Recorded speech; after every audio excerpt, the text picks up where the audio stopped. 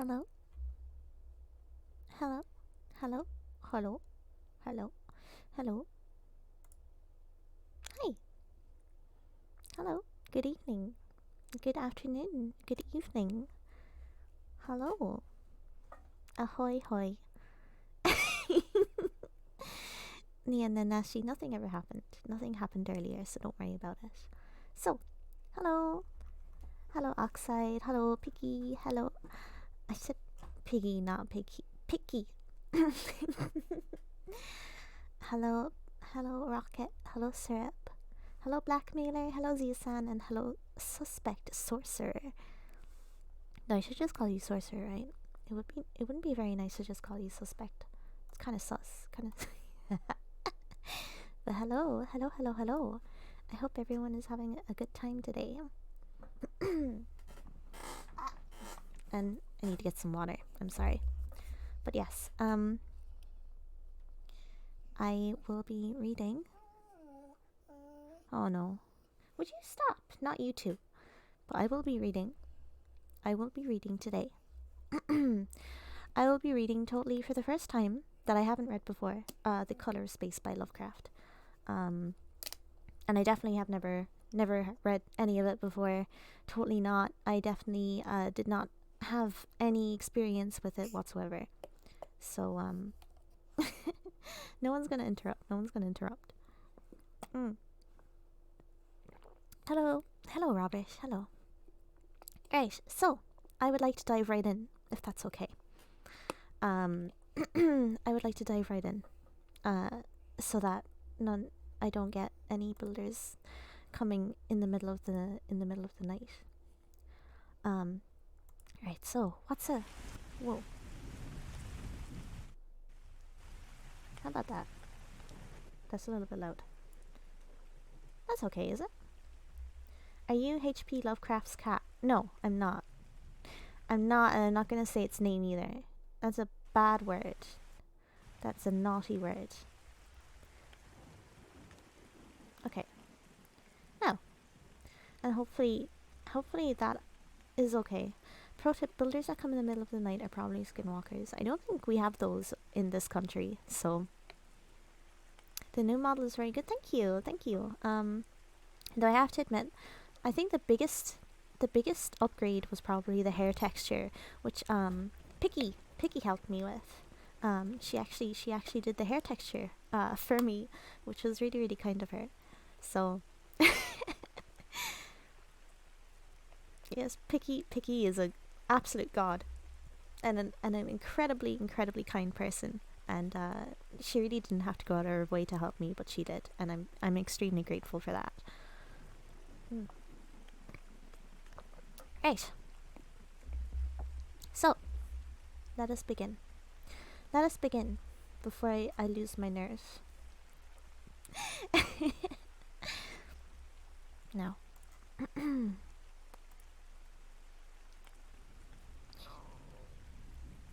My throat made a weird noise, I'm sorry. Okay.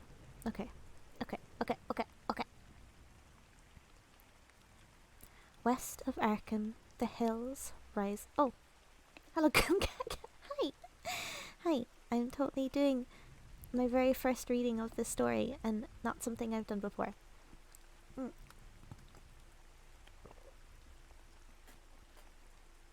Okay, I'm gonna start.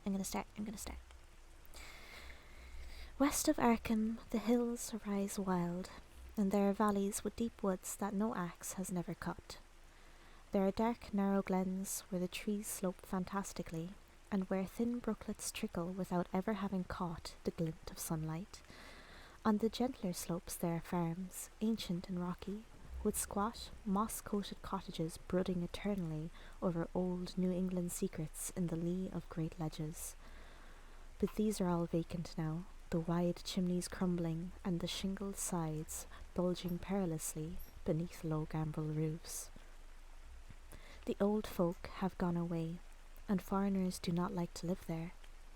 French Canadians have tried it, Italians have tried it, and the Poles have come and departed. It is not because of anything that can be seen or heard or handled, but because of something that is imagined. The place is not good for the imagination, and does not bring restful dreams at night. It must be this which keeps the foreigners away, for old Ammi Pierce has never told them of anything he recalls from the strange days.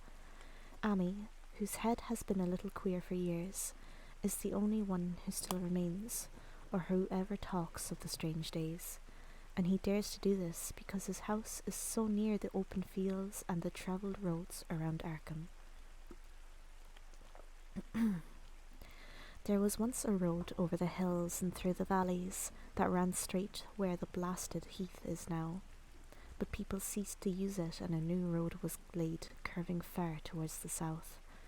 Traces of the old one can still be found amidst the weeds of a returning wilderness, and some of them will doubtless linger even when half the hollows are flooded for the new reservoir.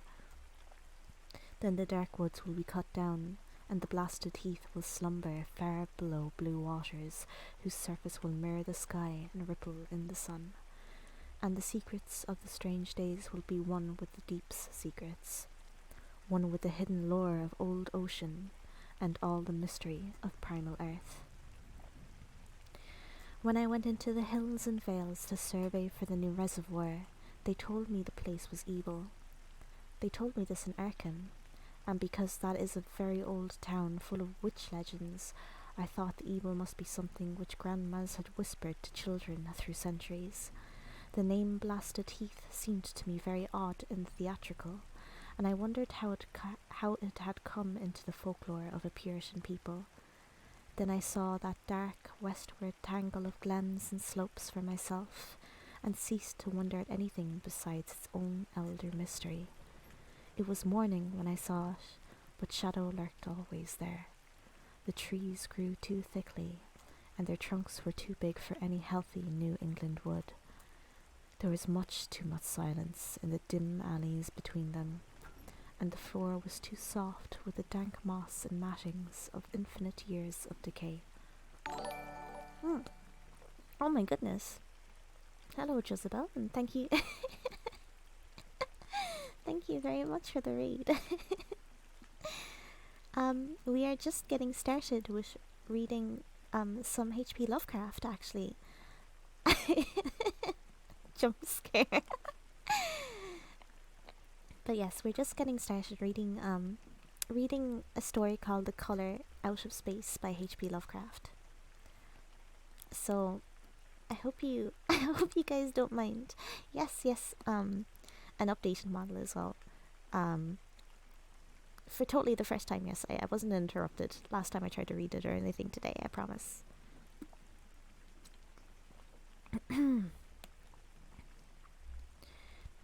In the open spaces, mostly along the line of the old road, there were little hillside farms, sometimes with all the buildings standing, sometimes with only one or two, and sometimes with only a lone chimney or fast-filling cellar. Weeds and briars reigned, and furtive wild things rustled in the undergrowth. Upon everything was a haze of restlessness and oppression, a touch of the unreal and the grotesque, as if some vital element of perspective or chiaroscuro were awry. I did not wonder that the foreigners would not stay, for this was no region to sleep in. It was too much like a landscape of Salvator Rosa, too much like some forbidden woodcut in a tale of terror. But even all this was not so bad as the blasted heath. I knew it the moment I came upon it at the bottom of a spacious valley, for no other name could fit such a thing, or any other thing fit such a name. It was as if the poet had coined the phrase from having seen this one particular region. It must, I thought as I viewed it, be the outcome of a fire. But why had nothing new ever grown over those 5 acres of grey desolation that sprawled open to the sky like a great spot eaten by acid in the woods and fields? It lay largely to the north of the ancient road line, but encroached a little on the other side. I felt an odd reluctance about approaching, and did so at last only because my business took me through it and past it. There was no vegetation of any kind on that broad expanse, but only a fine grey dust or ash which no wind seemed ever to blow about. The trees near it were sickly and stunted, and many dead trunks stood or lay rotting at the rim. As I walked hurriedly by, I saw the tumbled bricks and stones of an old chimney and cellar on my right, and the yawning black maw of an abandoned well whose stagnant vapours played strange tricks with the hues of the sunlight. Even the long, dark woodland climb beyond seemed welcome in contrast, and I marvelled no more at the frightened whispers of Arkham people. There had been no house or ruin near. Even in the old days the place must have been lonely and remote, and at twilight, dreading to repass that ominous spot, I walked circuitously back to the town by the curving road on the south. I vaguely wished some clouds would gather, for an odd timidity about the deep skyey voids above had crept into my soul. In the evening, I asked old people in Arkham about the blasted heath, and what was meant by that phrase, strange days, which so many evasively muttered. "Oh, no thank you, mister. Excuse me. I'm gonna ban you. Au revoir." No, sorry about that.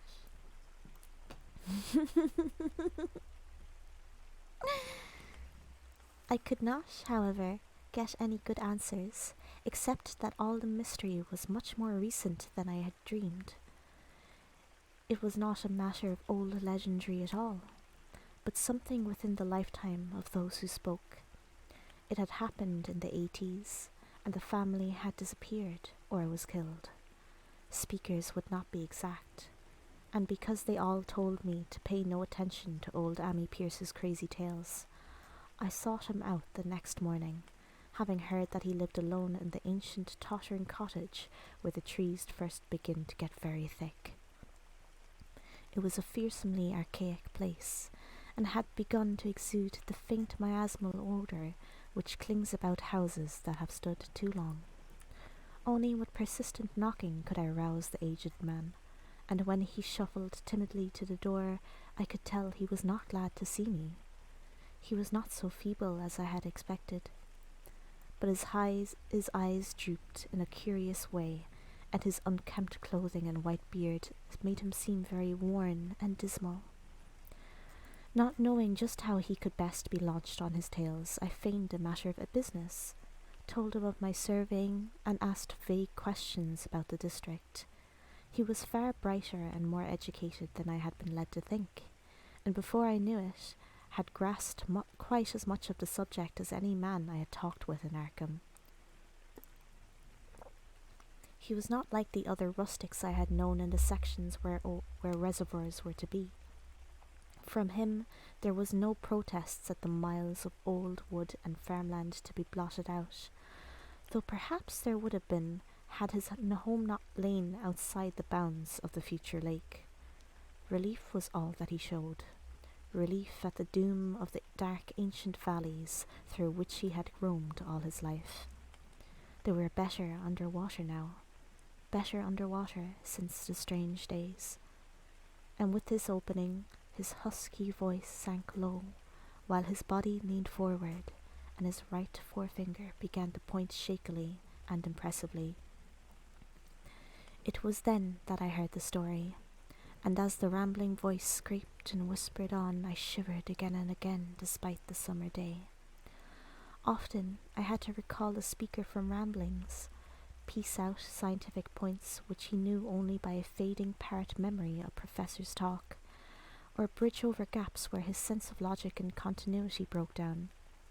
When he was done, I did not wonder that his mind had snapped a trifle, or that the folk of Arkham would not speak much of the blasted heath. I hurried back before sunset to my hotel, unwilling to have the stars come out above me in the open, and the next day returned to Boston to give up my position. I could not go into that dim chaos of old forest and slope again, or face another time that grey blasted heath where the black well yawned deep beside the tumbled bricks and stones. The reservoir will soon be built now, and all those elder secrets will be safe forever under watery fathoms. But even then I do not believe I would like to visit the country by night. At least, not when the sinister stars are out, and nothing could bribe me to drink the new city water of Arkham. It all began, old Amy said, with the meteorite. Before that time there had been no wild legends at all since the witch trials, and even then these western woods were not feared half so much as the small island in the Miskatonic where the devil held court beside a curious stone altar older than the Indians. These were not haunted woods, and their fantastic dusk was never terrible till the strange days. Then there had come that white noontide cloud, that string of explosions in the air, and that pillar of smoke from the valley far in the wood. And by night all Arkham had heard of the great rock that fell out of the sky and bedded itself in the ground beside the well at the Nahum Gardner place. That was the house which had stood where the blasted heath was to come, the trim white Nahum Gardner house amidst its fertile gardens and orchards. Nahum had come to town to tell people about the stone, and had dropped in at Amy Pierce's on the way. Amy was 40 then, and all the queer things were fixed very strongly in his mind. He and his wife had gone with 3 professors from Miskatonic University, who hastened out the next morning to see the weird visitor from unknown stellar space, and had wondered why Nahum had called it so large the day before. It had shrunk, Nahum said, as he pointed out the big brownish mound above the ripped earth and charred grass near the archaic well sweep in his front yard. But the wise men answered that stones do not shrink. Its heat lingered persistently, and Nahum declared it had glowed faintly in the night. The professors tried it with a geologist's hammer and found it was oddly soft. It was, in truth, so soft as to be almost plastic, and they gouged rather than chipped a specimen to take back to the college for testing. They took it in an old pail borrowed from Nahum's kitchen, for even the small piece refused to grow cool. On the trip back, they stopped at Amy's to rest, and seemed thoughtful when Mrs. Pierce remarked that the fragment was growing smaller and burning the bottom of the pail. Truly, it was not large, but perhaps they had taken less than they thought.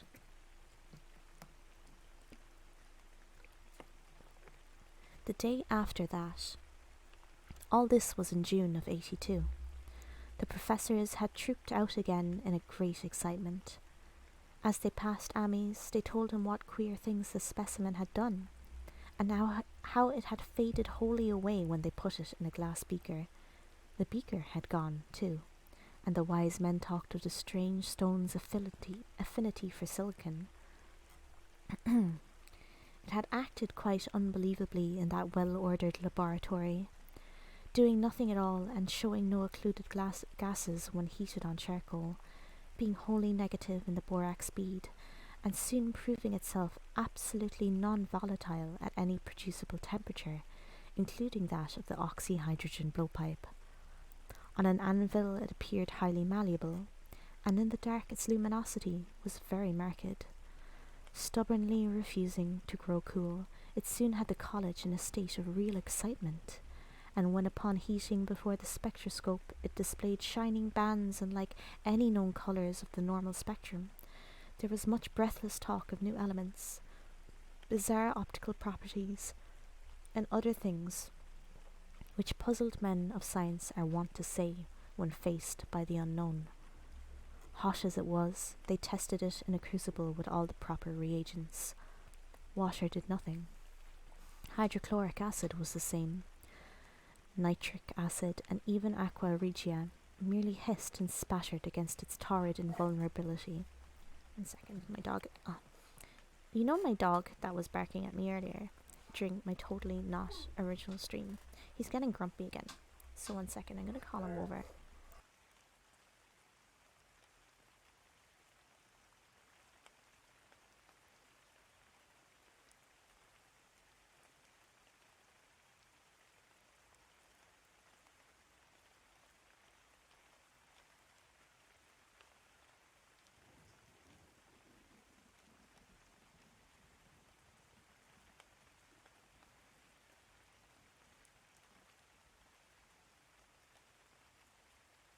No, sorry about that. He's a very grumpy boy. I don't know what's gotten into him today. Mm. I'm also drinking so much water, I'm very sorry.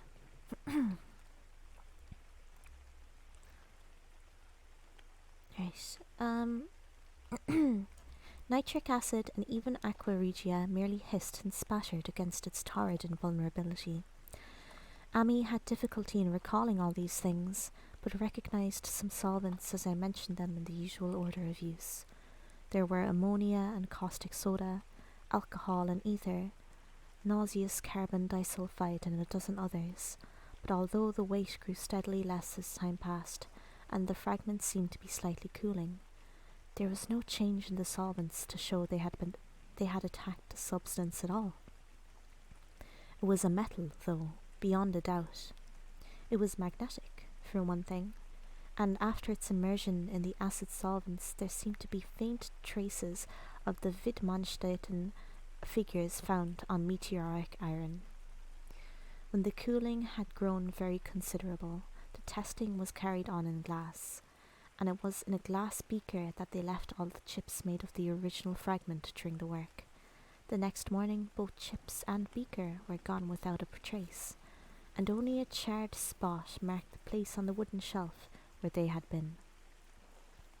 All this the professors told Amy as they paused at his door, and once more he went with them to see the stony messenger from the stars, though this time his wife did not accompany him. It had now almost certainly shrunk, and even the sober professors could not doubt the truth of what they saw. All around the dwindling brown lump near the well was a vacant space, except where the earth had caved in, and whereas it had been a good 7 feet across the day before, it was now scarcely 5. It was still hot, and the sages studied its surface curiously as they detached another and larger piece with hammer and chisel. They gouged deeply this time, and as they pried away the smaller mass, they saw the core of the thing was not quite homogeneous. They had uncovered what seemed to be the side of a large coloured globule embedded in the substance. The colour, which resembled some of the beads in the meteor's strange spectrum, was almost impossible to describe, and was only by analogy that they called it colour at all. Its texture was glossy, and upon tapping it, appeared to promise both brittleness and hollowness. Could you please stop hitting me? Thank you. Don't hit me. One of the professors gave it a smart blow with the hammer, and it burst with a nervous little pop. Nothing was emitted, and all trace of the thing vanished with the puncturing. It left behind a hollow spherical space about 3 inches across, and all thought it probable that others would be discovered as the enclosing substance wasted away. Conjecture was vain, so after a futile attempt to find additional globules by drilling, the seekers left again with their new specimen, which proved, however, as baffling in the laboratory as its predecessor had been. Sorry, just 1 second.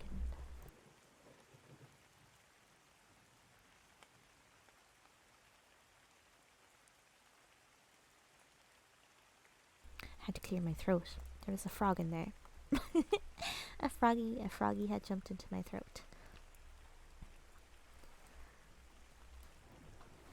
Aside from being almost plastic, having heat, magnetism, and a slight luminosity, cooling slightly in powerful acids, possessing an unknown spectrum, wasting away in air, and attacking silicon compounds with mutual destruction as a result, it presented no identifying features whatsoever, and at the end of the tests, the college scientists were forced to own that they could not place it.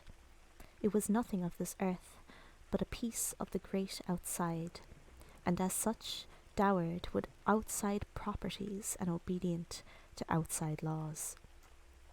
That night there was a thunderstorm, and when the professors went to Nahum's the next day, they met with a bitter disappointment. The stone, magnetic as it had been, must have had some peculiar electrical property, for it had drawn the lightning, as Nahum said, with a singular persistence. 6 times within an hour the farmer saw the lightning strike the furrow in the front yard, and when the storm was over, nothing remained but a ragged pit by the ancient well sweep, half choked with caved-in earth. Digging had borne no fruit, and the scientists verified the fact of the utter vanishment. The failure was total, so that nothing was left to do but go back to the laboratory and test again the disappearing fragment left carefully cased in lead. The fragment lasted a week, at the end of which nothing of value had been learned of it. When it had gone, no residue was left behind, and in time the professors felt scarcely sure they had indeed seen with waking eyes that cryptic vestige of the fathomless gulfs outside, that lone, weird message from other universes and other realms of matter, force, and entity. As was natural, the Arkham papers made much of the incident with its collegiate sponsoring, and sent reporters to talk with Nahum Gardner and his family. At least one Boston daily also sent a scribe, and Nahum quickly became a kind of local celebrity. He was a lean, genial person of about 50, living with his wife and 3 sons on the pleasant farmstead in the valley. He and Amy exchanged visits frequently, as did their wives, and Amy had nothing but praise for him after all these years. He seemed slightly proud of the notice his place had attracted, and talked often of the meteorite in the succeeding weeks. That July and August were hot, and Nahum worked hard at his haying in the 10-acre pasture across Chapman's Brook, his rattling wain wearing deep ruts in the shadowy lanes between. The labour tired him more than it had in other years, and he felt that age was beginning to tell on him.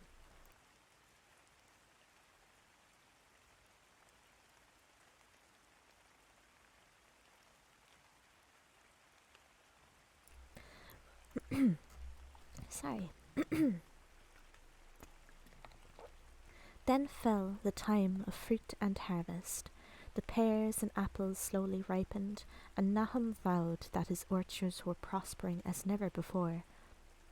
The fruit was growing to phenomenal size and unwonted gloss, and in such abundance that extra barrels were ordered to handle the future crop. But with the ripening came sore disappointment, for of all the gorgeous array of species lusciousness, not one single jot was fit to eat. In the fine flavour of the pears and apples had crept a stealthy bitterness and sickness, so that even the smallest of bites induced a lasting disgust.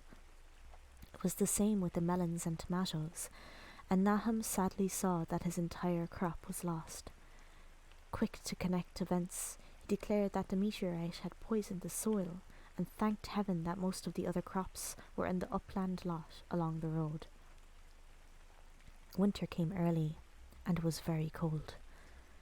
Amy saw Nahum less than usual, and observed that he had begun to look worried.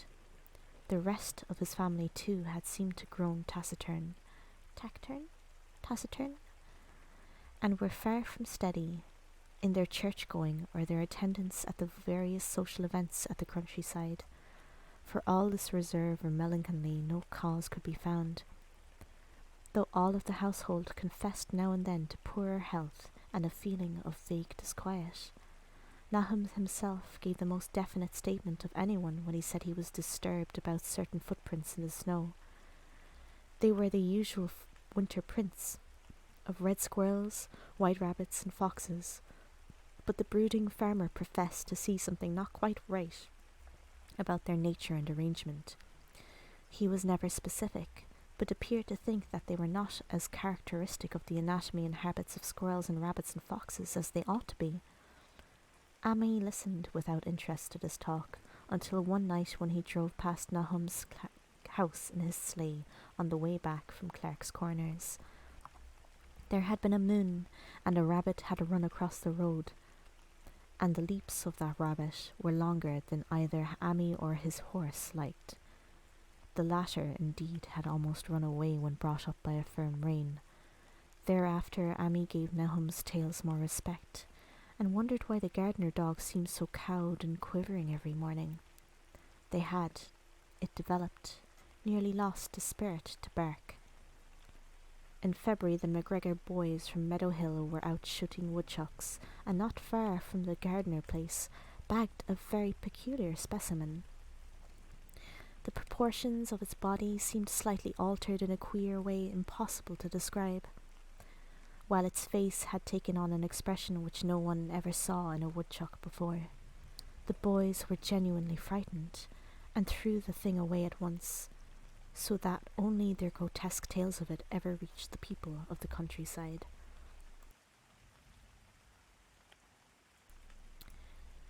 But the shying of the horses near Nahum's house had now become an acknowledged thing, and all the basis for a cycle of whispered legend was fast taking form. People vowed that the snow melted faster around Nahum's than it did anywhere else, and early in March there was an odd discussion in Potter's General Store at Clark's Corners.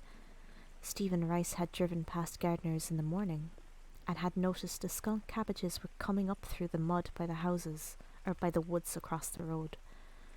Never were things of such size seen before, and they held strange colours that could not be put into words. Their shapes were monstrous, and the horse had snorted at an odour which struck Stephen as wholly unprecedented. That afternoon several persons drove past to see the normal growth, and all agreed that plants of that kind ought never to sprout in a healthy world. The bad fruit of the fall before was freely mentioned, and it went from mouth to mouth that there was poison in Nahum's ground. Of course it was the meteorite, and remembering how strange the men from the college had found that stone to be, several farmers spoke about the matter to them. One day they paid Nahum a visit, but having no love of wild tales and folklore, were very conservative in what they inferred. The plants were certainly odd, but all skunk cabbages are more or less odd in shape and colour and odour. Perhaps some mineral element from the stone had entered the soil, but it would soon be washed away. And as for the footprints and frightened horses, of course this was mere country talk, which such a phenomenon as the aerolite would be certain to start. There was really nothing for serious men to do in cases of wild gossip, for superstitious rustics will say and believe anything.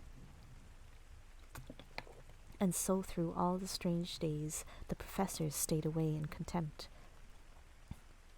Only one of them, when given 2 files of dust for analysis in a police job over a year and a half later, recalled that the queer colour of that skunk cabbage had been very like one of the anomalous bands of light shown by the meteor fragment in the college spectroscope, and like the brittle globule found embedded in the stone from the abyss. The samples in this analysis case gave the same odd bands at first, though later they lost the property. The trees budded prematurely around Nahum's, and at night they swayed ominously in the wind. Nahum's second son Thaddeus, a lad of 15, swore that they swayed also when there was no wind, but even the gossips would not credit this. Certainly, however, restlessness was in the air. The entire Gardner family developed a habit of stealthy listening, though not for any sound which they could consciously name. The listening was, indeed, rather a product of moments when consciousness seemed half to slip away. Unfortunately, such moments increased week by week, till it became common speech that something was wrong with all Nahum's folks. When the early saxifrage came out, it had another strange colour, not quite like that of the skunk cabbage, but plainly related and equally unknown to anyone who saw it. Nahum took some blossoms to Arkham and showed them to the editor of the Gazette, but that dignitary did no more than write a humorous article about them, in which the dark fears of rustics were held up to polite ridicule. It was a mistake of Nahum's to tell a stolid city man about the way the great, overgrown morning cloak butterflies behaved in connection with these saxifrages. April brought a type of madness to the country folk, and began that disuse of the road past Nahum's which led to its ultimate abandonment. It was the vegetation. All of the orchard trees blossomed forth in strange colours, and through the stony soil of the yard and adjacent pasturage there sprang up a bizarre growth which only a botanist could connect with the proper flora of the region. No sane, wholesome colours were anywhere to be seen, except in the green grass and leafage, but everywhere these hectic and prismatic variants of some diseased, underlying primary tone without a place among the known tints of earth. The Dutchman's breeches became a thing of sinister menace, and the bloodroots grew insolent in their chromatic perversion. Amy and the gardeners thought that most of the colours had a sort of haunting familiarity, and decided that they reminded one of the brittle globule in the meteor. Nahum ploughed and sowed the 10-acre pasture and the upland lot, but did nothing with the land around the house. He knew it would be of no use, and hoped that the summer's strange growths would draw all the poison from the soil. He was prepared for almost anything now, and had grown used to the sense of something near him waiting to be heard. The shunning of his house by neighbours told on him, of course, but it told on his wife more. The boys were better off, being at school each day, but they could not help being frightened by the gossip. Thaddeus, an especially sensitive youth, suffered the most. In May the insects came, and Nahum's place became a nightmare of buzzing and crawling. Most of the creatures seemed not quite usual in their aspects and motions, and their nocturnal habits contradicted all former experience. The gardeners took to watching at night, watching in all directions at random for something. They could not tell what. It was then that they all owned that Thaddeus had been right about the trees. Mrs. Gardner was the next to see it from the window as she watched the swollen boughs of a maple across the moonlit sky. The boughs surely moved, and there was no wind. It must be the sap. Strangeness had come into everything growing now, yet it was none of Nahum's family at all who made the next discovery. Familiarity had dulled them, and what they could not see was glimpsed by a timid windmill salesman from Bolton, who drove by one night in ignorance of the country legends. What he told in Arkham was given a short paragraph in the Gazette, and it was there that all the farmers, Nahum included, saw it first. The night had been dark and the buggy lamps faint, but around a farm in the valley, which everyone knew from the account must be Nahum's, the darkness had been less thick. A dim though distinct luminosity seemed to inhere in all the vegetation, grass, leaves, and blossoms alike, while at one moment a detached piece of the phosphorescence appeared to stir furtively in the yard near the barn. The grass had so far seemed untouched, and the cows were freely pastured in the lot near the house, but towards the end of May the milk began to be bad. Then Nahum had the cows driven to the uplands, after which the trouble ceased. Not long after this, the change in grass and leaves became apparent to the eye. All the verdure was going grey, and was developing a highly singular quality of brittleness. Amy was now the only person who ever visited the place, and his visits were becoming fewer and fewer. When the school closed, the gardeners were virtually cut off from the world, and sometimes let Amy do their errands in town. They were failing curiously, both physically and mentally, and no one was surprised when the news of Mrs. Gardner's madness stole around. It happened in June, about the anniversary of the meteor's fall, and the poor woman screamed about things in the air which she could not describe. In her raving there was not a single specific noun, but only verbs and pronouns. Things moved and changed and fluttered, and ears tingled to impulses which were not wholly sounds. Something was taken away. She was being drained of something. Something was fastening itself on her that ought not to be. Someone must make it keep off. Nothing was ever still in the night. The walls and windows shifted. Nahum did not send her to the county asylum, but let her wander around the house as long as she was harmless to herself and others. Even when her expression changed, he did nothing. But when the boys grew afraid of her, and Thaddeus nearly fainted at the way she made faces at him, he decided to keep her locked in the attic. By July she had ceased to speak and crawled on all fours, and before that month was over, Nahum got the mad notion that she was slightly luminous in the dark, as he now clearly saw was the case with the nearby vegetation. It was little before this that the horses had stampeded. Something had aroused them in the night, and their neighing and kicking in their stalls had been terrible.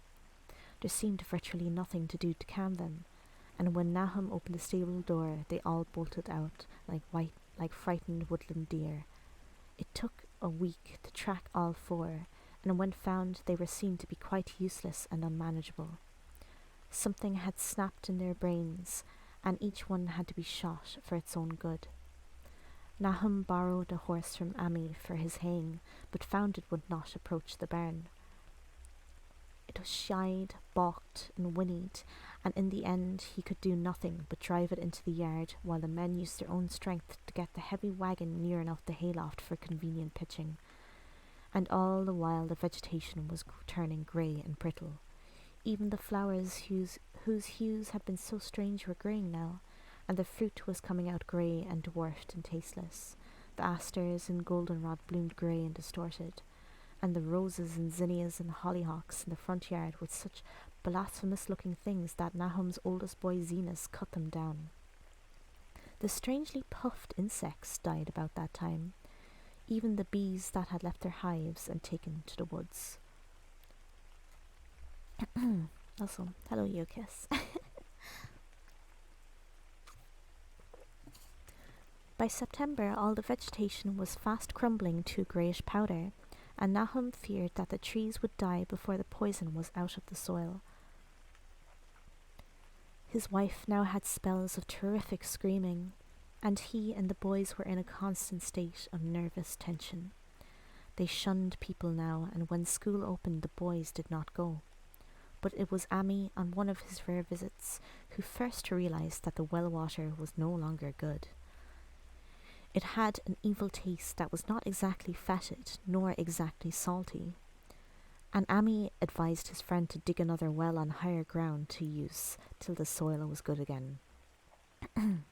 Nahum, however, ignored the warning, for he had by that time become calloused to strange and unpleasant things. He and the boys continued to use the tainted supply, drinking it as listlessly and mechanically as they ate their meagre and ill-cooked meals and did their thankless and monotonous chores through the aimless days.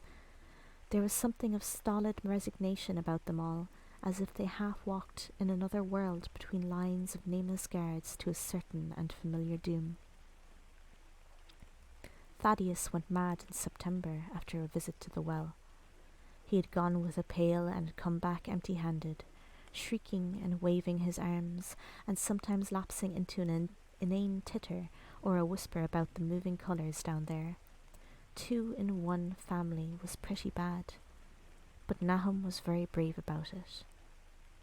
He let the boy run about for a week until he began stumbling and hurting himself, and then he shut him in an attic room across the door from his mother's.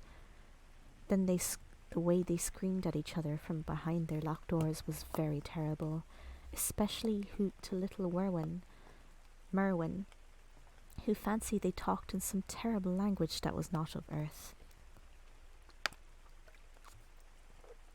Merwin was getting frightfully imaginative, and his restlessness was worse after the shutting away of his brother, who had been his greatest playmate. Almost at the same time, the mortality among the livestock commenced.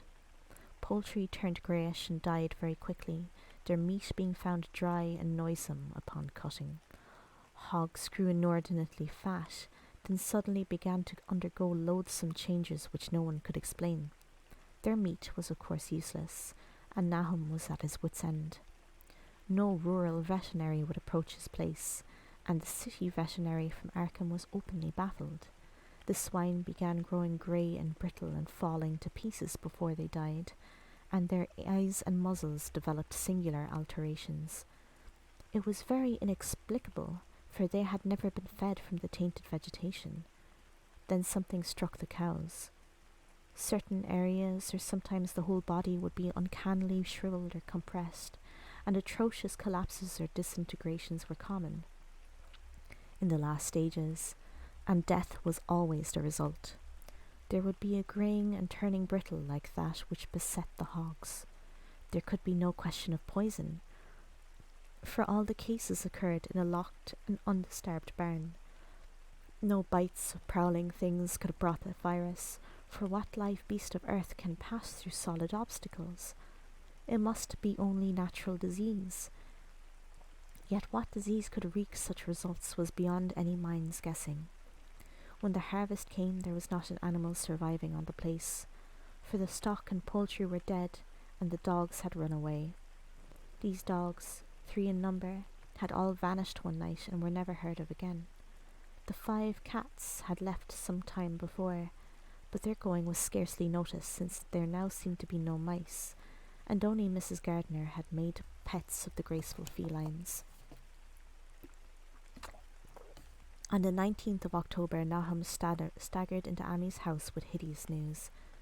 The death had come to poor Thaddeus in his attic room, and it had come in a way which could not be told. Nahum had dug a grave in the railed family plot beside the farm, and had put therein what he found. There could have been nothing from outside, for the small barred window and locked door were intact, but it was as much as it had been in the barn. Amy and his wife consoled the stricken man as best they could, but shuddered as they did so. Stark terror seemed to cling around the Gardners and all they touched, and the very presence of one in the house was a breath from regions unnamed and unnameable. Amy accompanied Nahum home with the greatest reluctance, and did what he might to calm the hysterical sobbing of little Merwin. Zenas needed no calming. He had come of late to do nothing but stare into space and obey what his father told him, and Amy thought that his fate was very merciful. Now and then Merwin's screams were answered faintly from the attic, and in response to an inquiring look, Nahum said his wife was getting very feeble. When night approached, Amy managed to get away, for not even friendship could make him stay in that spot where the faint glow of the vegetation began, and the trees may or may not have swayed without wind. It was really lucky for Amy that he was not more imaginative. Even as things were, his mind was bent ever so slightly, but had he been able to connect and reflect upon all portents around him, he must inevitably have turned into a total maniac. In the twilight he hastened home, the screams of the mad woman and the nervous child ringing horribly in his ears. 3 days later, Nahum lurched into Amy's kitchen in the early morning, and in the absence of his host stammered out a desperate tale once more, while Mrs. Pierce listened in a clutching fright. It was little Merwin this time. He was gone. He had gone out late at night with a lantern and pail for water and had never come back. He had been going to pieces for days and hardly knew what he was about.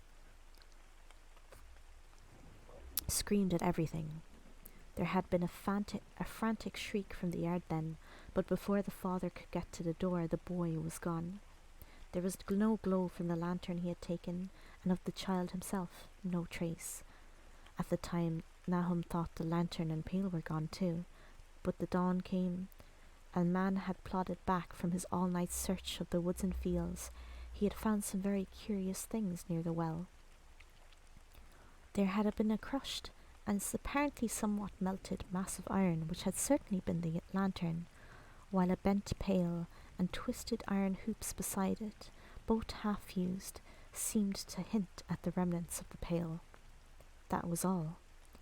Nahum was past imagining. Mrs. Pierce was blank, and Amy, when he had reached home and heard the tale, could give no guess. Merwin was gone, and there would be no use telling the people around, who shunned all gardeners now. No use telling, either, in telling the city people at Arkham, who laughed at everything. Thad was gone, and now Merwin was gone. Something was creeping and waiting to be seen and felt and heard. Nahum would go soon, and he wanted Amy to look after his wife and Zenas if they survived him. It must be all a judgment of some sort, though he could not fancy what for, since he had always walked uprightly in the Lord's ways so far as he knew.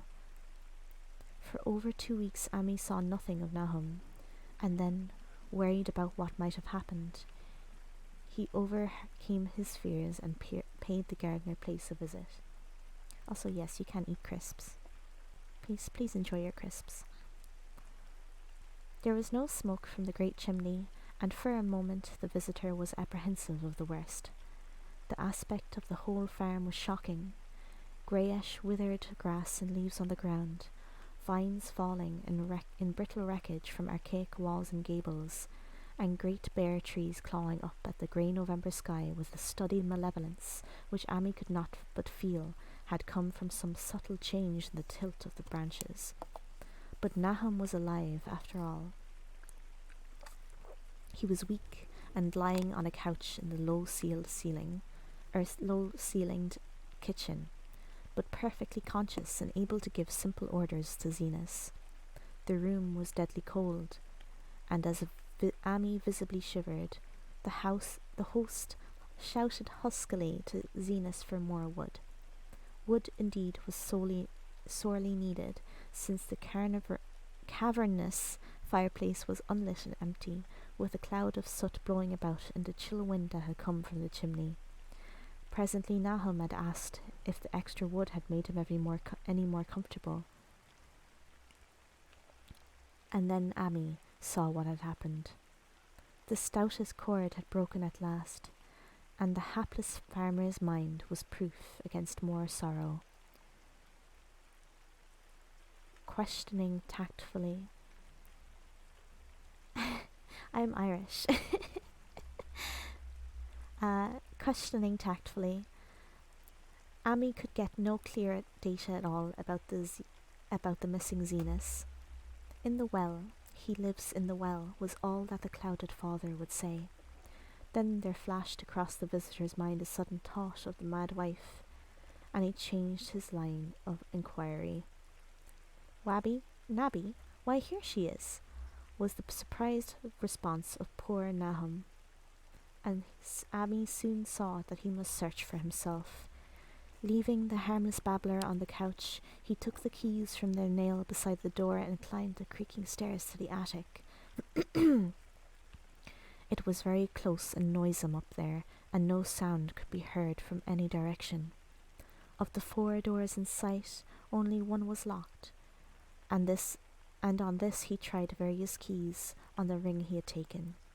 The 3rd key proved the right one, and after some fumbling, Amy threw open the low white door.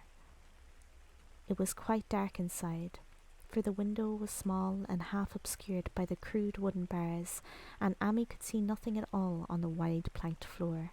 The stench was beyond enduring, and before proceeding further, he had to retreat to another room and return with his lungs filled with breathable air. When he did enter, he saw something dark in the corner, and upon seeing it more clearly, he screamed outright. While he screamed, he thought a momentary cloud eclipsed a window, and a second later he felt himself brushed as if by some hateful current of vapour. Strange colours danced before his eyes, and had not a present horror numbed him, he would have thought of the globule in the meteor that the geologist's hammer had shattered, and of the morbid vegetation that had sprouted in the spring. As it was, he thought only of the blasphemous monstrosity which confronted him, and which had all too clearly shared the nameless fate of young Thaddeus and the livestock. But the terrible thing about this horror was that it slowly and perceptibly moved as it continued to crumble. Amy would give me no added particulars to the scene, but the shape in the corner does not reappear in his tale as a moving object. They are things which cannot be mentioned, and what is done in common humanity is sometimes cruelly judged by the law. I gathered that no moving thing was left in that attic room, and that to leave anything capable of motion there would have been a deed so monstrous as to damn any accountable being to eternal torment. Anyone but a stolid farmer would have fainted or gone mad. But Amy walked conscious through that low doorway and locked the accursed secret behind him. There would be Nahum to deal with now. He must be fed and tended, and removed to some place where he would be cared of. Commencing his descent of the dark stairs, Amy heard a thud below him. He even thought a scream had suddenly choked off, and recalled nervously the clammy vapour which had brushed by him in that frightful room above. What presence had his cry and entry started up? Halted by some vague fear, he heard still further sounds below. Indubitably there was a sort of heavy dragging, and a most detestably sticky noise, as if some fiendish and unclean species of suction. With an associative sense goaded to feverish heights, he thought unaccountably of what he had seen upstairs. Good God! What eldritch dream world was this into which he had blundered? He dared move up neither backward nor forward, but stood there trembling at the black curve of the boxed-in staircase. Every trifle of the scene burned itself into his brain. The sounds, the sense of dread expectancy, the darkness, the steepness of the wooden steps, and, merciful heaven, the faint but unmistakable luminosity of all the woodwork in sight, steps, sides, exposed laths and beams alike. Then there burst forth a frantic whinny from Amy's horse outside, followed at once by a clatter which told of a frenzied runaway. In another moment, horse and buggy had gone beyond earshot, leaving the frightened man on the dark stairs to guess what had sent them. But that was not all. There had been another sound out there, a sort of liquid splash, water. It must have been the well. He had left Hero untied near it, and a buggy wheel must have brushed the coping and knocked in a stone. And still the pale phosphorence glowed in that detestably ancient woodwork. God, how old the house was! Most of it was built before 1670, and the gambrel roof not later than 1730. A feeble scratching on the floor downstairs now sounded distinctly, and Amy's grip tightened on a heavy stick he had picked up in the attic for some purpose. Slowly nerving himself, he finished his descent and walked boldly towards the kitchen. But he did not complete the walk, because what he sought was no longer there. It had come to meet him, and it was still alive after a fashion. Whether it had crawled, or whether it had been dragged by any external force, Amy could not say, but the death had been at it. Everything had happened in the last half hour, but collapse, greying, and disintegration were already far advanced. There was a horrible brittleness, and dry fragments were scaling off. Amy could not touch it, but looked horrifiedly into the distorted parody that had been a face. What was it, Nahum? What was it? He whispered, and the cleft, bulging lips were just able to crackle out a final answer. Nothing, nothing. The colour, it burns, cold and wet, but it burns. It lived in the well. I seen it. A kind of smoke, just like the flowers last spring. The well shone at the well shone at night. Thad and Murney and Zenas, everything alive, sucking the life out of everything in that stone. It must have come in that stone. Pisned the whole place. Don't know what it was. Don't know what it wants. That round thing them men came from the college dug out of the stone. They smashed it. It was that same colour, just the same like the flowers and plants. Must have been more of 'em. Seeds, they growed. I seed it the first time this week. Must have got strong on Zenas. He was a big boy, full of life. It beats down your mind and then gets you, burns you up in the well water. You was right about that. Evil water. Zenas never came back from the well. Can't get away. It draws you.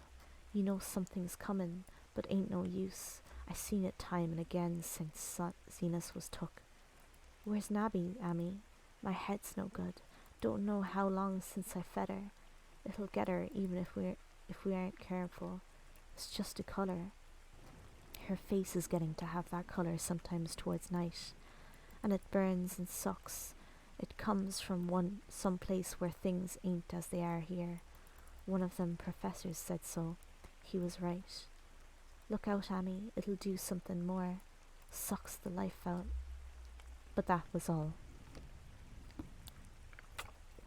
That which spoke could speak no more because it had completely caved in. Amy laid a red checked tablecloth over what was left and reeled out the back door into the fields. He climbed the slope to the 10-acre pasture and stumbled home by the north road and into the woods. He could not pass that well from which his horse had run away. He had looked at it through the window and had seen that no stone was missing from the rim. Then the lurching buggy had not dislodged anything after all. The splash had been something else, something which went into the well after it had done with poor Nahum. What are you guys doing in chat? Hey, what's going on? Hey, what's going on there? Come on, guys.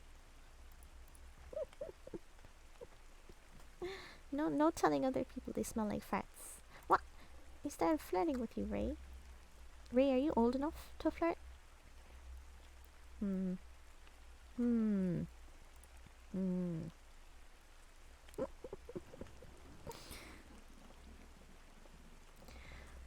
Amy reached his house, the horse and buggy had arrived before him and thrown his wife into fits of anxiety. Reassuring her without explanations, he set out at once for Arkham and notified the authorities that the Gardner family was no more. He indulged in no details, but nearly told of the deaths of Nahum and Nabby, that of Thaddeus being already known, and mentioned that the cause seemed to be the same strange ailment which had killed the livestocks. He had also stated that Merwin and Zenas had disappeared. There was considerable questioning at the police station, and in the end Amy was compelled to take 3 officers to the Gardner farm to work together with the coroner, the medical examiner, and the veterinary who had treated the diseased animals. He went much against his will, for the afternoon was advancing and he feared the fall of night over that accursed place, but it was some comfort to have so many people with him. The 6 men drove out in a Democrat wagon, following Amy's buggy, and arrived at the pest-ridden farmhouse about 4 o'clock. Used as the officers were to gruesome experiences, not one remained unmoved at what was found in the attic and under the red checked tablecloth on the floor below. The whole aspect of the farm with its grey desolation was terrible enough, but those 2 crumbling objects were beyond all bounds. No one could look at them for long, and even the medical examiner admitted that there was very little to examine. Specimens could be analysed, of course, so he busied himself in obtaining them. And here it develops that a very puzzling aftermath occurred at the college laboratory where the 2 phials of dust were finally taken. Under the spectroscope, both samples gave off an unknown spectrum, in which many of the baffling bands were precisely like those which the strange meteor had yielded in the previous year. The property of emitting this spectrum vanished in a month, the dust thereafter consisting mainly of alkaline phosphates and carbonates. Amy would have not told the men about the well if he had thought they meant to do anything there and then. It was getting towards sunset, and he was anxious to be away, but he could not help glancing nervously at the stony curb by the great sweep. And when a detective questioned him, he admitted that Nahum had feared something down there, so much so that he had never even thought of searching it for Merwin or Zenas. After that nothing would do, but that they empty and explore the well immediately. So Amy had to wait, trembling, while pail after pail of rank water was hauled up and splashed on the soaking ground outside. The men sniffed in disgust at the fluid, and towards the last held their noses against the feature they were uncovering. It was not so long a job as they had feared it would be, since the water was phenomenally known. Lo, there was no need to speak too exactly of what they found. Merwin and Zenas were both there, in part, though the vestiges were mainly skeletal. There was also a small deer and a large dog in about the same state, and a number of bones of smaller animals. The ooze and slime at the bottom seemed inexplicably porous and bubbling, and a man who descended on handholds with a long pole found he could sink the wooden shaft to any depth in the mud of the floor without meeting any solid obstruction. Twilight had now fallen, and the lanterns were brought from the house. Then, when it was seen that nothing further could be gained from the well, everyone went indoors and conferred in the ancient sitting room, while the intermittent light of a spectral half-moon played wanly on the grey desolation outside. The men were frankly nonplussed by the entire case, and could find no convincing common element to link the strange vegetable conditions, the unknown disease of livestock and humans, and the unaccountable deaths of Merwin and Zenas in that tainted well. They had heard the common country talk, it is true, but they could not believe anything contrary to natural law had occurred. No doubt the meteor had poisoned the soil, but the illness of persons and animals who had eaten nothing grown in that soil was another matter. Was it the well water? It might be a good idea to analyse it. But what peculiar madness could have made both boys jump into the well? Their deaths were so similar, and the fragments showed that they had both suffered from the grey, brittle death. Why was everything so grey and brittle? It was the coroner, seated near a window overlooking the yard, who first noticed the glow about the well. Night had fully set in, and all the apparent grounds seemed faintly luminous with more than the fitful moonbeams. But this new glow was something definite and distinct, and appeared to shoot up from the black pit like a softened ray from a searchlight, giving dull reflections in the little ground pools where the water had been emptied. It had a very strange colour, and as all the men clustered around the window, Amy gave a violent start, for this strange beam of ghastly miasma was to him of no unfamiliar hue. He had seen that colour before, and had feared to think what it might mean. He had seen it in the nasty brittle globule in that aerolite 2 summers ago, had seen it in the crazy vegetation of the springtime, and had thought he had seen it for an instant that very morning against the small barred window of that terrible attic room where nameless things had happened. It had flashed there a second, and a clammy and hateful current of vapour had brushed past him, and then poor Nahum had been taken by something of that colour. He had said so at the last, said it was the globule and the plants. After that had come the runaway in the yard and the splash in the well, and now that well was belching forth to the night a pale, insidious beam of that same demonic tint. It does credit to the alertness of Amy's mind that he puzzled even at that tense moment over a point which was essentially scientific. He could not help but wonder at his gleaning of the same impression from a vapour glimpsed in the daytime, against a window opening on the morning sky, and from a nocturnal exhalation seen as a phosphorant mist against the black and blasted landscape. It wasn't right, it was against nature, and he thought of these terrible last words of his stricken friends. It came from some place where things ain't as they is here. One of them professors said so. All 3 houses outside, tied to a pair of shriveled saplings by the road, were now neighing and pawing frantically. The wagon driver started to the door to do something, but Amy laid a shaky hand on his shoulder. "Don't go out there," he whispered.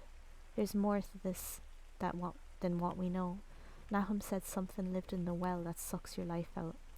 He said it must be something that growed from a round ball just like the one we seen in the meteor stone that fell a year ago June. Sucks and burns, he said, and it's just a cloud of colour like that light out there now, that you can hardly see and can't tell what it is. Nahum thought it feeds on everything living and gets stronger all the time. He said he's seen it this last week. It must be something from far off in the sky, like the man from the college last year says the meteor stone was. The way it's made and the way it works ain't like no way of God's world. It's something from beyond. Also, thank you, Yokis. So the men paused indecisively as the light from the well grew stronger and the hitched horses pawed and whinnied in increasing frenzy.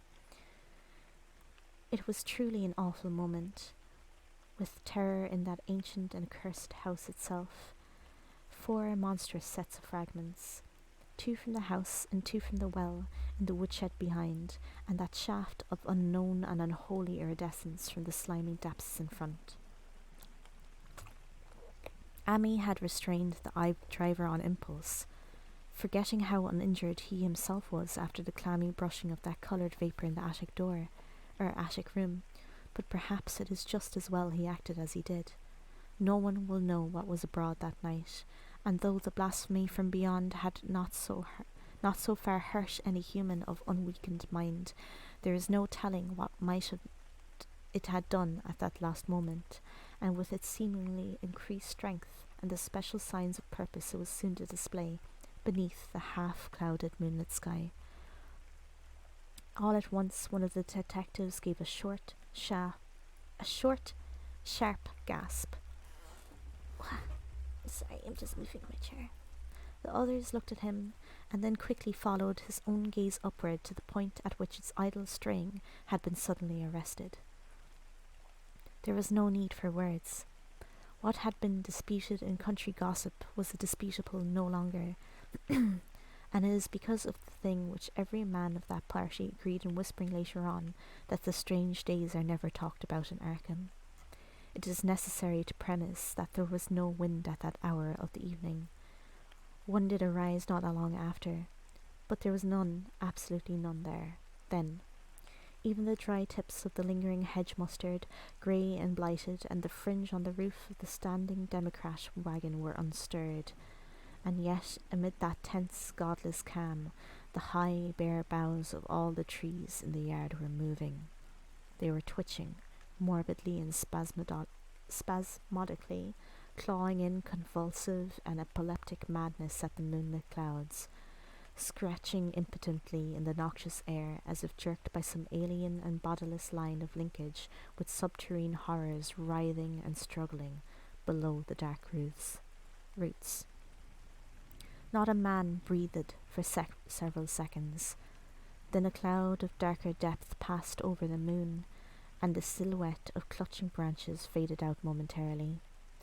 At this there was a general cry, muffled with awe, but husky and almost identical from every throat, for the terror had not faded with the silhouette, and in a fearsome instant of deeper darkness the watchers saw wriggling at that treetop height 1,000 tiny points of faint and unhallowed radiance, tipping each bough like the fire of St. Elmo or the flames that come down on the apostle's head at Pentecost. It was a monstrous constellation of unnatural light, like a glutted swarm of corpse-fed fireflies dancing hellish sarabands over an accursed marsh, and its colour was that same nameless intrusion which Amy had come to recognise and dread. All the while the shaft of phosphorence from the well was getting brighter and brighter, bringing to the minds of the huddled men a sense of doom and abnormality which far outraced any image their conscious minds could form. It was no longer shining out, it was pouring out, and as the shapeless stream of unplaceable colour left the well, it seemed to flow directly into the sky. The veterinary shivered. How long have we been going? 1:15. The veterinary shivered and walked to the front door to drop the heavy extra bar across it. Amy shook no less and had to tug and point for lack of a controllable voice when he wished to draw notice to the growing luminosity of the trees. The neighing and stamping of the horses had become utterly frightful, but not a soul of that group in the old house would have ventured forth for any earthly reward. With the moments for the shining of the trees increased, while their restless branches seemed to strain more and more towards verticality. The wood of the well sweep was shining now, and presently a policeman dumbly pointed to some wooden sheds and beehives near the stone wall on the west. They were commencing to shine, too, though the tethered vehicles of the visitors seemed so far unaffected.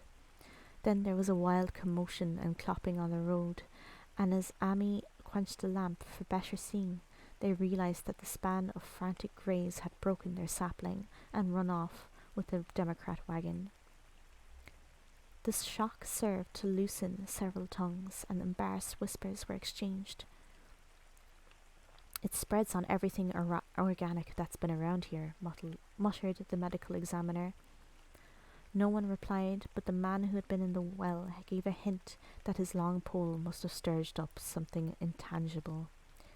"It was awful," he added. "There was no bottom at all, just ooze and bubbles and the feeling of something lurking under there." Amy's horse still pawed and screamed deafeningly in the road outside, and nearly drowned its owner's faint quaver as he mumbled his formless reflections. "It came from that stone. It groaned down there. It got everything living. It fed itself on him, mind and body. Thad and Murney, Zenas and Nabby, Nahum was the last. They all drunk the water. It got strong in them. It came from beyond, where things ain't like they are here, and now it's going home." At this point, as the column of unknown colour flared suddenly stronger and began to weave itself into fantastic suggestions of shape which each spectator later described differently, there came from poor tethered hero such a sound as no man before or since ever heard from a horse. Every person in that low-pitched sitting-room stopped his ears, and Amy turned away from the window in horror and nausea. Words could not convey it. When Amy looked out again, the hapless beast lay and huddled inert on the moonlit ground between the splintered shafts of the buggy.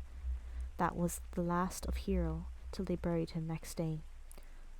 But the present was no time to mourn, for almost at this instant a detective silently called attention to something terrible in the very room with them. In the absence of the lamplight, it was clear that a faint phosphorescence had begun to pervade the entire apartment. It glowed on the broad planked floor and the fragment of rag carpet, and shimmered over the sashes of the small paned windows. It ran up and down the exposed corner posts, coruscated about the shelf and mantel, and infected the very doors and furniture. Each minute saw it strengthen, and at last it was very plain that healthy living things must leave that house. Amy showed them the back door and the path up through the fields to the 10-acre pasture. They walked and stumbled as in a dream, and did not look back till they were far away on the high ground. They were glad of the path, for they could not have gone the front way by that well. It was bad enough passing the glowing barn and sheds, and those shining orchard. Oh, I'm sorry. The stretchy stretch. And those shining orchard trees with their gnarled, fiendish contours. But thank heaven the branches did their worst, twisting high up. The moon went under some very black clouds as they crossed the rustic bridge over Chapman's Brook, and it was blind groping from there to the open meadows. When they looked back towards the valley and the distant Gardner Place at the bottom, they saw a fearsome sight. All the farm was shining with the hideous unknown blend of colour. Trees, buildings, and even such grass and herbage as had not been wholly changed to lethal grey brittleness. The boughs were all straining skyward, tipped with tongues of foul flame, and lambent tricklings of the same monstrous fire were creeping about the ridgepoles of the house, barn, and sheds. It was a scene from a version of Fuseli, and over all the rest reigned that riot of luminous amorphousness, that alien and undimensioned rainbow of cryptic poison from the well, seething, feeling, lapping, reaching, silinating, straining and malignly bubbling in its cosmic and unrecognizable chromatism.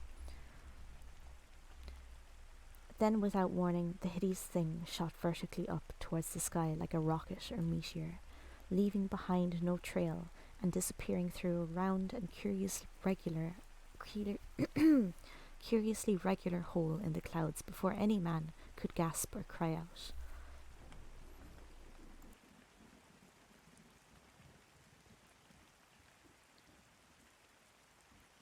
Sorry, I just had to clear my throat again.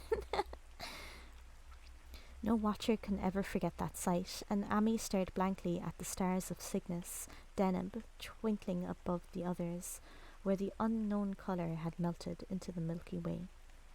It was just that, only a wooden rippling...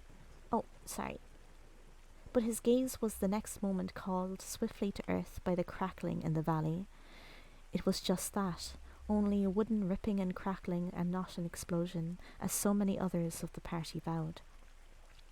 Yet the outcome was the same, for in one feverish kaleidoscopic instant there burst up from that doomed and accursed farm a gleamingly eruptive cataclysm of unnatural sparks and substance, blurring the glance of the few who saw it and sending forth to the zenith a bombarding cloudburst of such coloured and fantastic fragments as our universe must needs disown. Through quickly reclosing vapours, they followed the great morbidity that had vanished, and in another second they had vanished too. Behind and below was only a darkness to which the man dared not return, and all about was a mounting wind which seemed to sweep down in black four gusts from interstellar space. It shrieked and howled and lashed the fields and distorted woods in a mad cosmic frenzy, till soon the trembling party realised it would be no use waiting for the moon to show what was left down there at Nahum's. Too awed even to hint theories... Oh my... What is my dog doing?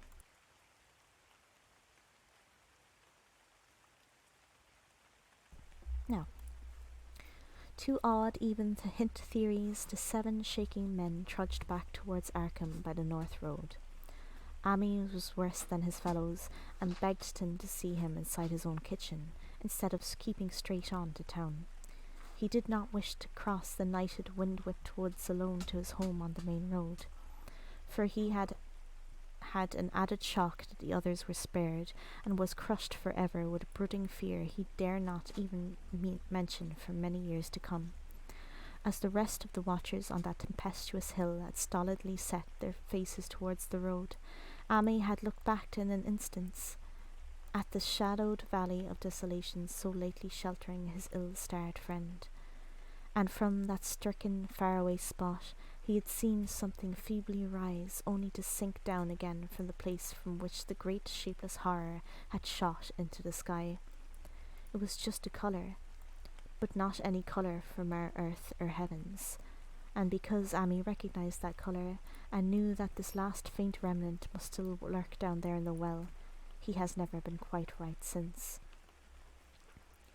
Amy would never go near that place again. It is over half a century now since the horror happened, but he has never been there, and will be glad when the new reservoir blots it out. I shall be glad, too, for I do not like the way the sunlight changed colour around the mouth of that abandoned well I passed. I hope the water will always be very deep, but even so I shall never drink it. I do not think I shall visit the Arkham County hereafter. 3 of the men who had been with Amy returned the next morning to see the ruins by daylight, but there were not any real ruins. Only the bricks of the chimney, the stones of the cellar, some mineral and metallic litter here and there, and the rim of that nefandous well. Save for Amy's dead horse, which they had towed away and buried, and the buggy which they had shortly returned to him, everything that ever had been living was gone. 5 eldritch acres of dusty grey desert remained, nor has anything ever grown there since.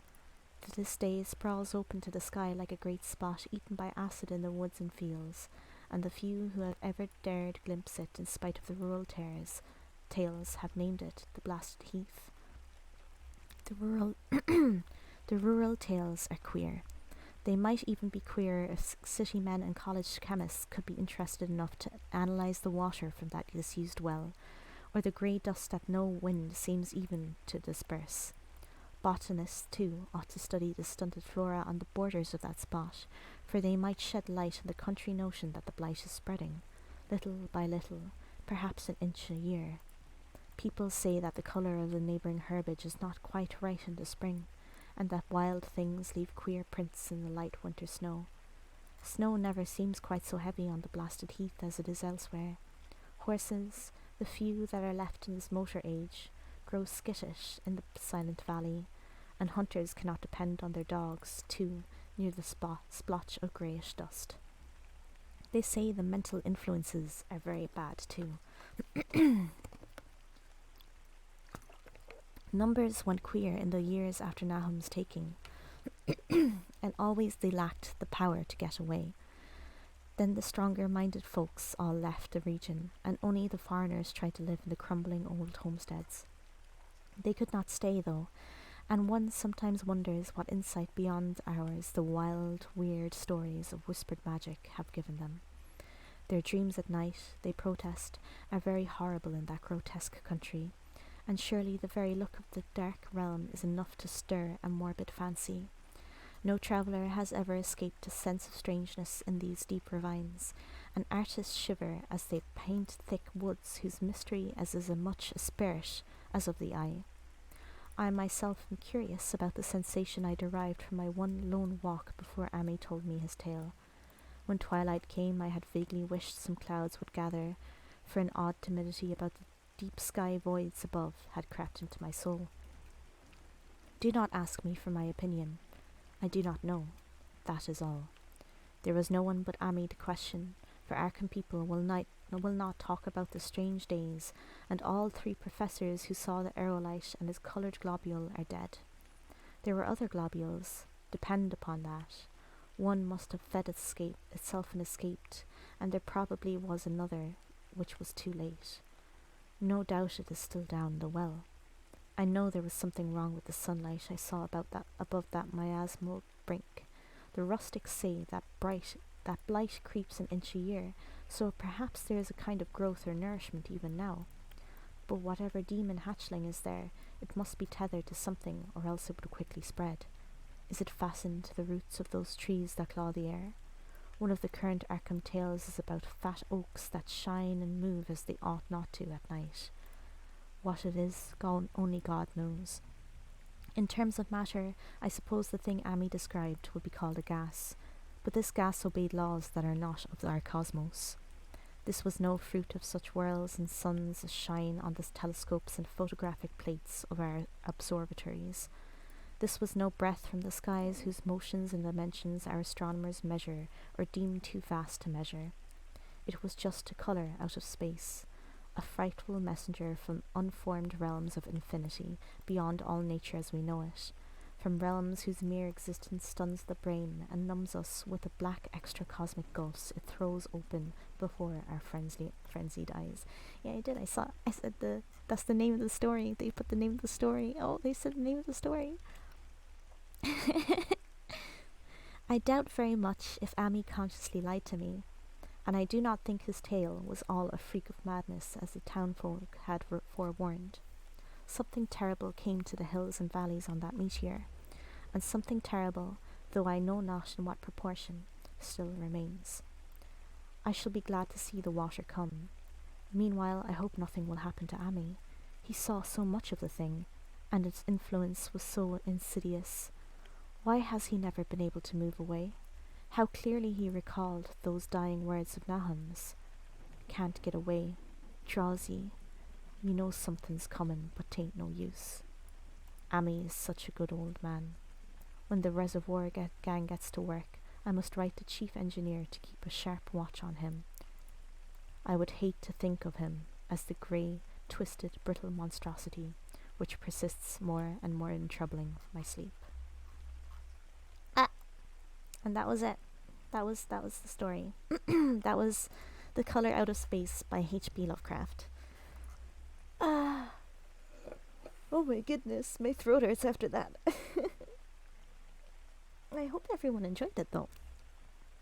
That actually was the first Lovecraft poem. Oh my goodness. The first Lovecraft story I ever read. It was very interesting. I didn't realize his style of writing was so vivid. Mm. There was I suppose were there lines of dialogue, not in terms of somebody talking to one another, but in terms of statements from other people, I feel. So not really conversation or dialogue, but statements. It was really good. I'm glad you found it comfy to listen to. But yes, I don't know what I was expecting when I started reading that, but I wasn't expecting that. I'm glad I picked that story to read though, even though, oh my goodness, it was quite long. I'm sorry, I should have probably taken a break during it for people to I don't know. Usually Lovecraftian stories have little to no dialogue because it lives off the detailed explanations or descriptions of everything. I really did enjoy how detailed descriptions were actually. Like very vivid and visceral. That's the kind of description I hope to emulate in my own writing someday. I think that style of writing is wonderful. There's description of dialogue. Yeah. There wasn't. To be honest, I actually kind of prefer that. I find it really, because I don't particularly like doing voices when I'm reading. So when it comes to dialogue, you kind of have to do some sort of voice, otherwise it gets confusing who's talking when you're reading aloud. But yes, I hope that was comfy, and I hope that you guys enjoyed it.